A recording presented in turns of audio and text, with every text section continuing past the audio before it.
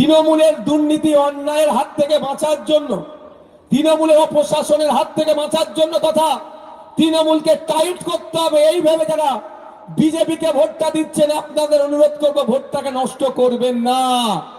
যদি মনে করেন তৃণমূলকে টাইট দিতে হবে, তৃণমূলের অন্যায়কে বন্ধ করতে হবে, সকালে তৃণমূল রাত্রে বিজেপি, আবার সকালে তৃণমূল এই সব্যসাচী সাহেবের মতো 2 নম্বর নেতাগুলোকে যদি টাইট করতে চান, আমি আপনাদের বলবো আপনাদের মূল্যবান ভোট আসুন 29 এপ্রিল ইভিএম মেশিনের 2 নম্বরে কাস্তে হাতুড়ি তারাকে দেন। কারণ এই তৃণমূলের অন্যায় প্রশাসনকে বন্ধ করতে পারবে একমাত্র বামপন্থী আইএসএফরা। তাই আপনাদের ভোট নষ্ট করবেন না। যারা ভাবছেন বড় ফুল জোড়া ফুলকে জব্দ করবে, এদের ভাবনাটাই বিতে হবে। কারণ এখানে পিঠের চামড়া তুলে দিচ্ছে বড় ফুলের কর্মীদের, জোড়া ফুল মেরে, আর ওইদিকে শুভেন্দু অধিকারী মমতা ব্যানার্জির সাথে এসি রুমে বসে চা খাচ্ছে। তাহলে শুভেন্দু অধিকারী কি জব্দ করবে? জব্দ তো নওশাদ সিদ্দিকীরা করবে। দেখতে পাচ্ছেন না, এক বিধায়ক সংযুক্ত মোর্চাদের ঘুম হারাম করে দিয়েছে।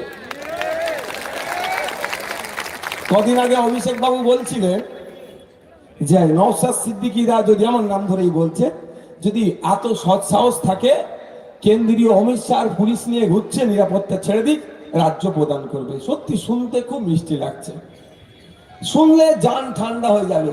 তবে নওশাদ সিদ্দিকী অত কাঁচা খেলাড়ি নয় অভিষেক বাবু। বীরত্বের গদি ছেড়ে এসে রাজনীতির ময়দানে নেমেছে। শরীরকে এমনি আর কালো করছি না, অনেক মেহনত করে হচ্ছে।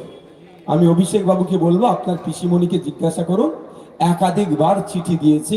মিনিমাম একজন বিধায়কের যে নিরাপত্তা রক্ষীর প্রয়োজন হয়, এটা বাই ডিফল্ট তাকে দেওয়া হয়, ততটুকু পর্যন্ত আপনার পিসিমণি দেয়নি। তারপরে আমি কি করলাম, স্পিকার স্যারকে চিঠি করলাম যে আমাকে নিরাপত্তা প্রদান করা হোক, নিরাপত্তা রক্ষী প্রদান করা হোক, সেখানেও ব্যর্থ হয়েছে। তারপরে আমি অমিত শাহজিকে চিঠি করেছিলাম এই মর্মে যে পশ্চিমবাংলায় বিজেপি বিরোধী যে কটা বিধায়ক আছে, নওশাদ সিদ্দিকী ছাড়া সবাইকে নিরাপত্তা রক্ষী দিয়েছে, তাহলে আমাকেও দেওয়া হোক।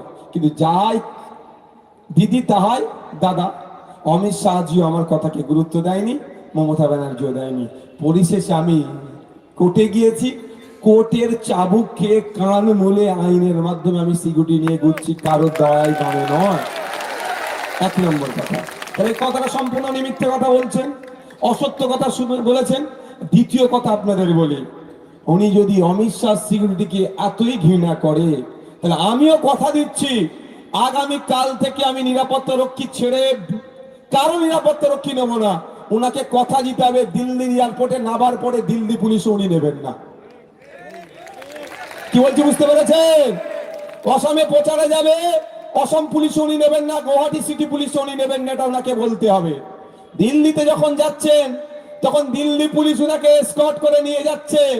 পার্লামেন্টের মধ্যে যখন ঢুকছেন সিআইএসএফ দাঁড়িয়ে থেকে তাকে এসকর্ট করে নিয়ে যাচ্ছেন, তখন মজা লাগে, অমিত শাহ পুলিশ তখন ভালো লাগে।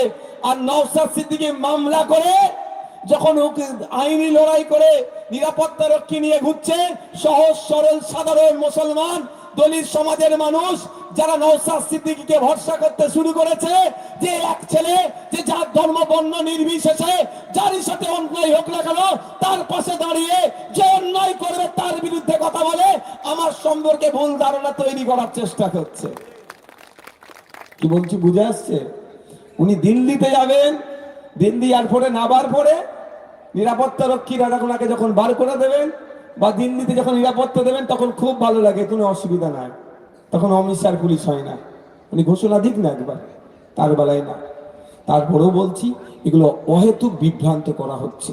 আমি আপনাদের বলবো এই ধরনের বিভ্রান্ত রাজারহাটের মানুষকেও করা হচ্ছে। জিততে পারবে না, জিততে পারবে না প্রথম বলতো, তারপরে বলছে সরকার গঠন করতে পারবে না, ত্রিশঙ্কু হয়ে যাবে, সব গল্প শোনাচ্ছে। তো এই গল্প শোনাচ্ছে। আমি আপনাদের বলছি